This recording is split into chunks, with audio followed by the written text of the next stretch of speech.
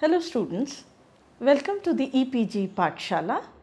I am Dr. Rashmi Sharma, Head of the Department OB and HR, Lal Bahadur Shastri Institute of Management, Delhi.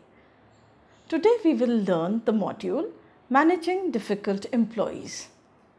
This module is from the paper Contemporary Issues in HRM and Future Trends.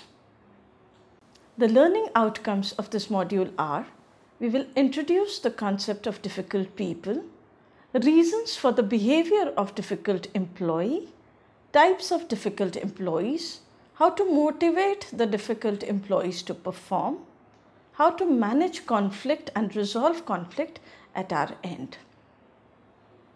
After completing this module, the students will be able to understand the types of difficult people, learn the techniques of managing difficult people, and understand how to manage conflict in the organization owing to the fact that so many difficult people are working together.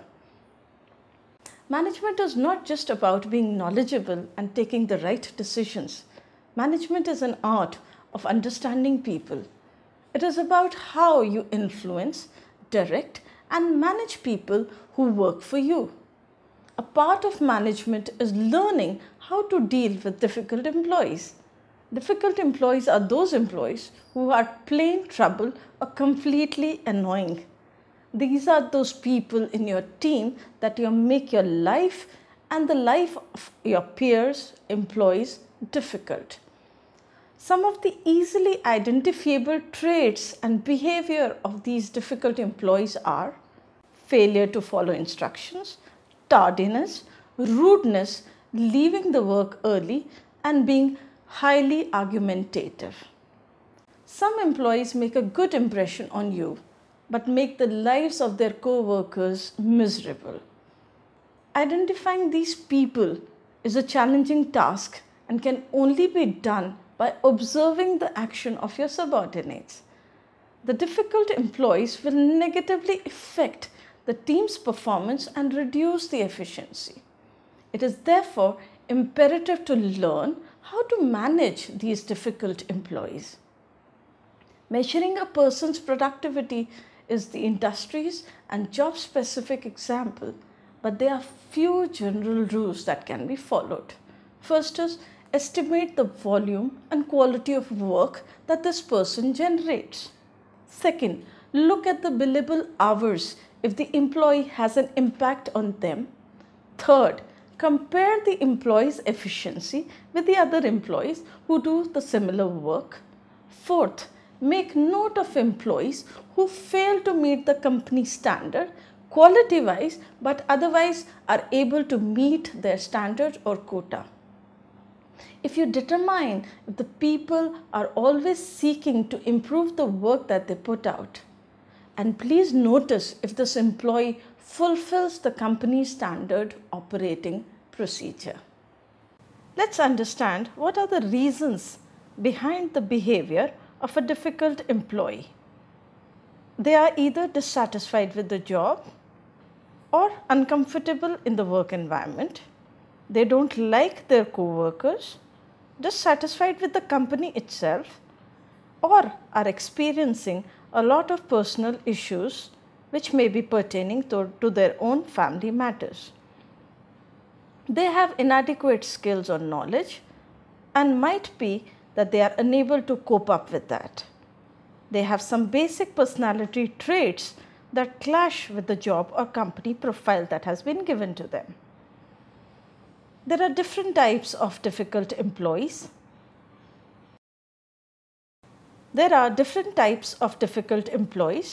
Let's understand their categories. The first type are gossip. They are present in every workplace. There are two types of gossip mongers: blabbermouth, who are willing to talk about anything and everything. They are relatively harmless but lead to wastage of time for themselves and others. Workplace gossip mongers. They like to talk about co-workers, spread rumors, intrude in the personal life of other people. This certainly makes the workplace very uncomfortable to work, and it also wastes too much of time. Backstabbers are willing to sacrifice others for their own benefit, of course, in a sneaky and underhanded manner. They undermine the team spirit and hurt the team dynamics. Passive aggressive are the ones who are obstinate, surly, and silently bitter. They use passive aggressive behavior to undermine the team cooperation and adversely affect the performance. Wasters are two types: time wasters, resource wasters. Time wasters are someone who underutilize time at work and waste time instead of utilizing it to do their work. They are not to be confused with an employee who is having a problem with his or her work. They need to have some time specific goal in order to ensure that the work is done in a timely fashion. Resource wasters are the ones who take up and waste too many resources, both tangible, that is office supplies, and intangible, that is time of the other employees.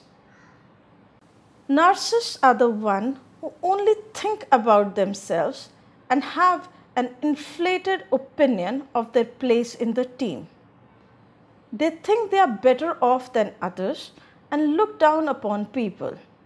They need to be made aware of the importance of the interdependence of the team and the importance of each member in the team. The liar refuses to admit when they commit a mistake. They will always tell a lie to cover their mistake and will never admit to.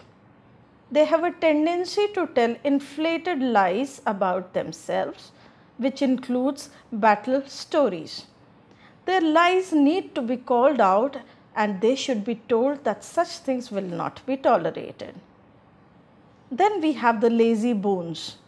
These are the types of employees who are unwilling to exert themselves. They do not have any sense of urgency for any kind of task that has to be given and that has to be done. They do things as per their own convenience, and needless to say, sometimes they don't even do that task. Combatants are the ones who are always aggressive and willing to start an argument. They have an adverse effect on the team morale and team dynamics. One should stop fighting with them and lay down the guidelines for an acceptable behavior. The other category, that is poisoner, always see themselves as the devil's advocate.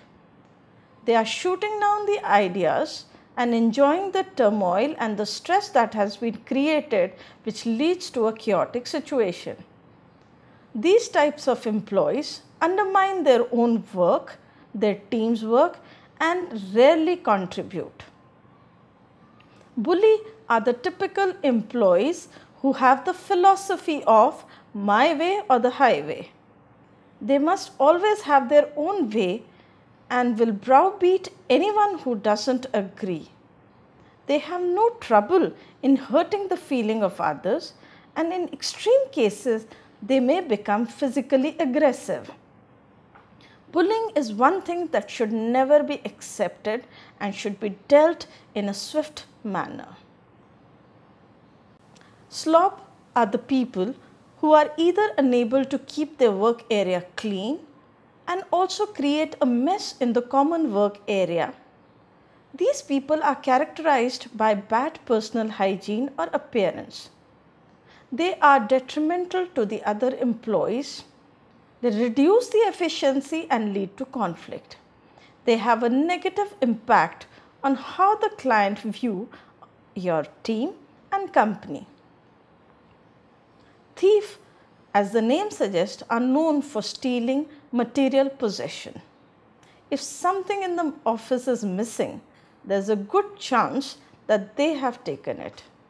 There are other types of thieves as well, the idea thieves. They steal the ideas of their co-workers and pass them on as their own without having any qualms about claiming the credit to the work that was done by the other colleague. We have the whiners who just love to complain about everything and anything. Simple. You should cut them off before they begin and explain your decision, removing any avenue to complain. Incompetent are the employees who are unable to get anything done and cannot be trusted with important tasks. The value to the company of such people must be estimated and a decision has to be made to keep them or not.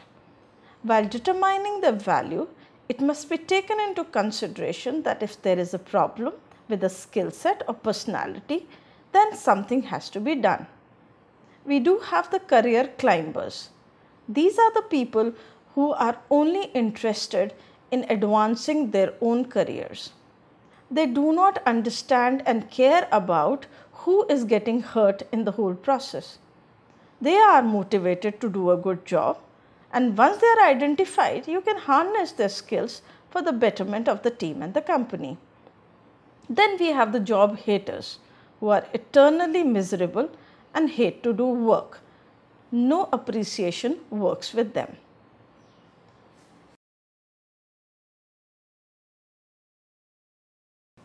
Having understood the different types of difficult employees, let us understand how we can motivate such employees. First is, in order to identify the problem, we should talk to the employee and find out what is going wrong. Speak with the other team member and get their inputs. Observe the situation, because as an observer, we can gather valuable information that can assist in the situation. Understand the causes. According to the law of cause and effect, every effect has a cause behind. Once you have identified the problem, then we should take some out time in order to understand the cause of the problem. Sometimes the cause might be a simple lack of skill, while the rest of the time it might be little more complex, like the work environment or friction between personal and job requirements. We must demonstrate the benefits of being a good employee. The easiest way of motivating people is through consequences and rewards. The rewards can be various types, like public recognition, promotion, enhanced responsibility, merit raises, perks, benefits, and skill development. We should also focus on the consequences. While rewards play an important part in motivating difficult employees, the contribution of consequences should not be underrated. Some people are motivated more from the thought of unpleasant or detrimental things happening to them than they are by rewards. Termination, removal of privileges, public embarrassment, loss of responsibility, and demotion are some of the causes that can be brought to effect. There must be an improvement plan. A difficult employee won't change just because you have asked them to. They require a plan with specific guidelines and tangible action. You must follow through. A plan in itself can affect the change, but it is not enough. The role of the manager is to make the plan as easy as possible and help the employee to follow the plan in the best possible manner. They should also be given a periodic review meeting in order to decide if there are any gaps in the plan which needs to be fulfilled. While giving the feedback, we should take into account the following things. Avoiding confrontation. A confrontation will not only help the situation, but it is going to worsen it. Remember, you both want the same thing and are on the same side. Instead of a two-way communication, it would address the problem in a better manner. Avoid getting into a shouting match. Silence is the best friend in such cases, and give your employees a chance to speak. When giving feedback, you should be mindful of avoiding mentioning it to other employees. Comparing the difficult employees to other employees will worsen the situation. Find the common ground. When it is the most obvious thing to do is not so easy when you are being attacked. Finding common grounds helps in reducing the perceived distance and might even lead to bonding. Disagree diplomatically. All people have a different perception, and by being diplomatically disagreeing, you can reduce the resistance and apprehension that others have about your point of view. One should use assertive communication as much as possible. You must avoid exaggeration. Exaggeration and using absolute words like never, always, etc. brings about bitterness. Set achievable requirements and goals. When talking about the plan for improvement, try to keep the goal and requirements that are achievable.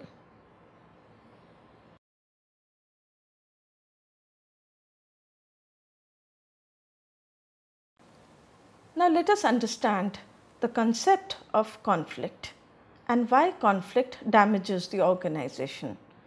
Disagreement or argument between two or more parties is called a conflict. Usually, it arises between difficult people only. Conflict can be social, personal, or professional. It can be several types. Conflict of loyalties, where there is a necessity to select between two different types of perceived equal importance. Both the needs demand equal attention and influence you equally. We may have a conflict of interest, which arises in a situation where you are unable to do what you exactly think is right because there will be an unwanted effect in your actions. The conflict of ideas arise in a situation when there are two equally valid ideas, beliefs which cannot coexist simultaneously. Inner conflict is best defined in the famous words of William Shakespeare, to be or not to be, that is the question, which requires inner intervention. Having understood what exactly is conflict, now let's understand how to resolve conflict in a workplace. Conflict resolution is a set procedure in which workplace conflicts are resolved through mediation.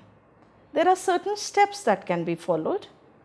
You must arrange for a meeting with both the employees separately in an informal location that also speaks to the some level of privacy. During the individual meetings, do not use absolutes. Do not compare the employees. Avoid heightened emotions. Do not sit opposite to the employee. Always sit adjacent to them. After the individual meeting, arrange for a meeting with both of them and you should be seated in the middle. Mediate between the two employees and agree to an accord. Let's understand a framework that's called the STLC strategy, conflict resolution. This strategy is based on the understanding that conflict is always due to the difference between two people and it can be only resolved by the combined efforts of both the parties. S stands for stop. Stop if you find yourself getting too angry. Stop yourself and don't respond. Count up to 9 before you respond. T stands for think. Think before you respond. You should think about the possible repercussions of what you are about to say. L stands for listen. You should give ample opportunity to the other party to explain their point of view. If you have a dialogue with them, it should not turn out to be a monologue. It should not be a one-way communication process. You should hear out their grievances and then share your own. C stands for communicate. Decide what you wish to communicate. Persuade assertively so as to bring about reconciliation. Thus, we have understood that a part of management is learning how to deal with difficult employees. A difficult employee is one who is very difficult to work with. This person can harm the professional future of you yourself and the team also. Some of these people can be identified by their traits and behaviors. The traits, common traits that we understood were failure to follow instructions, tardiness, rudeness and arrogance, leaving the work early, and being argumentative by nature.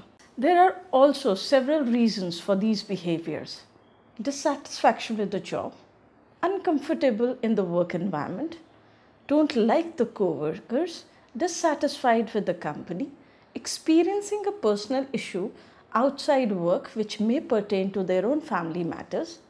Such people might have inadequate skill or knowledge and is trying to cover up. There are certain personality traits that clash with the kind of job that they have been given or the company they are working for. It is important to motivate the difficult employee so that there is a congenial working environment in the organization. The problem and its causes should be identified. The rewards on improvement and consequences should be stated to the employee. An improvement plan and follow-up is also required. While giving feedback, you must avoid confrontation or exaggeration. The feedback should be given in person and others should not be involved in it. The goals that are achievable or the targets should be mentioned very clearly to the person in question. We must understand one thing, that conflict arises only between difficult people. This conflict can be social, personal or professional. These conflicts are dynamic by nature and they will continue to escalate if they are left to be unresolved. Conflicts usually have a butterfly effect. Even the smallest of conflict can have a far-reaching effect, and they can also have a devastating effect on the team synergies. Conflict resolution is a set procedure in which workplace conflicts are resolved through mediation. Ideally, a meeting should be arranged with both the employees separately in an informal location that also speaks to some level of privacy.